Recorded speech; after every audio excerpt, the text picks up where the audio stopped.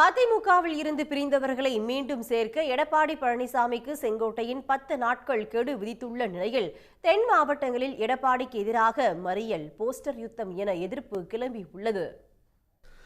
கோவிச்செட்டிப்பாளையத்தில் நேற்று செய்தியாளர்களை சந்தித்த அதிமுக முன்னாள் அமைச்சர் செங்கோட்டையன் கட்சியிலிருந்து பிரிந்தவர்களை 10 நாட்களுக்குள் மீண்டும் சேர்க்க பழனிசாமி நடவடிக்கை எடுக்க வேண்டும் என கெடு விதித்தார். இந்நிலையில் தேனி மாவட்டத்தில் சுற்றுப்பயணம் மேற்கொண்ட எடப்பாடி பழனிசாமியின் வாகனத்தை அனுமந்தன்பட்டியில் ஓ பன்னீர்செல்வம் ஆதரவாளர்கள் மற்றும் அமமுகவினர் மறித்தனர். சிதறி கிடக்கும் கட்சியை ஒன்றிணைக்க வேண்டும் என்று அவர்கள் முழக்கங்களை எழுப்பினர்.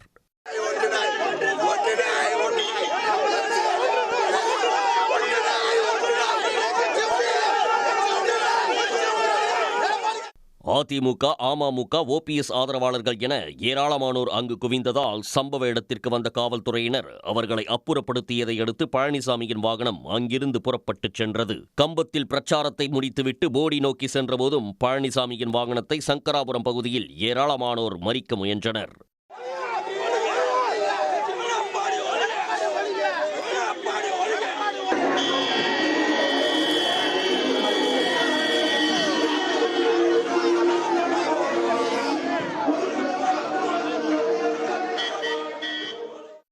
இதுபோல தேனி மாவட்டத்தில் பல இடங்களில் அதிமுகவினர் பேனர்களை கையில் ஏந்தி பழனிசாமி செல்லும் வழியில் நின்று எதிர்ப்பு தெரிவித்தனர்.